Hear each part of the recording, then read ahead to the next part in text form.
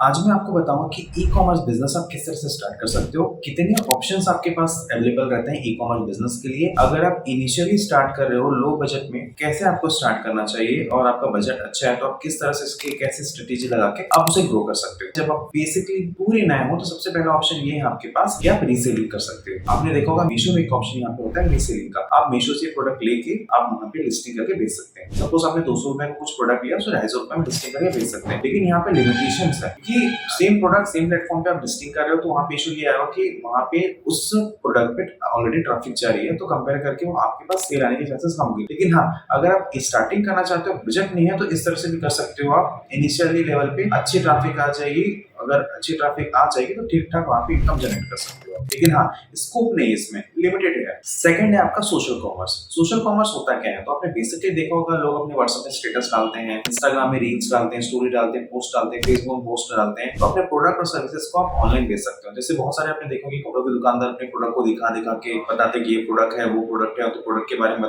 बताते हैं, उसके बारे में शो करते हैं कि ये इस तरह का लहंगा है, इस तरह का प्रोडक्ट है, ये शर्ट है, ये पैंट है, इस तरह से आप प्रोडक्ट को शोकेस करते हैं। तो बेसिकली वो एक तरीका है आपका कि सोशल कॉमर्स के थ्रू आप बेच सकते हो। उसमें बेनिफिट ये होता है कि हाँ, वहाँ पे सेल्स तो अच्छी आ जाती है, उसमें बहुत कम बजट का आपको एडवर्टाइजमेंट चलाना होता है, जिसके थ्रू एक सेल्स आना स्टार्ट हो जाती है। लेकिन वहाँ पे क्या होता है, अगर लोकल लेवल पे करो तो एक ट्रस्ट का फैक्टर तो ट्रस्ट बन जाता है, लेकिन अगर आप अपनी सिटी से बाहर करोगे, दूसरे स्टेट में करो, तो वहाँ पे ट्रस्ट का इशू आ जाता है। तो वहाँ पे भी अगर आप बात करोगे कि स्केल करने का, तो वहाँ पे थोड़ा चांसेस कम हो जाता है। तीसरा ऑप्शन ये है कि आप मार्केट प्लेस में सेल करो। मार्केट प्लेस मतलब अमेजॉन, फ्लिपकार्ट, मीशो। यहाँ पे आप अपनी प्रोडक्ट लिस्टिंग कर सकते हो, अपना अकाउंट क्रिएट करके प्रोडक्ट बेच सकते हो। इसमें ट्रस्ट गेन होता है कि आप किसी भी प्रोडक्ट में आप, उसमें ट्रस्ट गेन होता है। अभी तो एक नया अपडेट आया, अगर आपके प्रोडक्ट ₹300 से कम है तो काफी लेस कमीशन लगता है। इसके बाद है D2C, डायरेक्ट टू कस्टमर। आप एक D2C वेबसाइट बनाइए, आप मैन्युफैक्चरिंग कीजिए, किसी चीज की मैन्युफैक्चरिंग करके डायरेक्ट कस्टमर को बेच सकते हैं। आपको एडवर्टाइजमेंट पे खर्च करना पड़ेगा, लेकिन यहाँ पे आपको टाइम लगेगा। एडवर्टाइजमेंट में आपको फेसबुक ऐड कर सकते हो, फेसबुक ऐड करके वहां से आप ट्रैफिक जनरेट कर सकते हो। जितनी ज्यादा ट्रैफिक आपकी वेबसाइट में आएगी, सेल्स डाउन के चांसेस उतने बढ़ जाएंगे। अब तक हमने बात की बिजनेस टू डायरेक्ट कस्टमर, लेकिन अब हम बात करेंगे बिजनेस टू बिजनेस। आप यहाँ पे बल्क ऑर्डर कर सकते हो।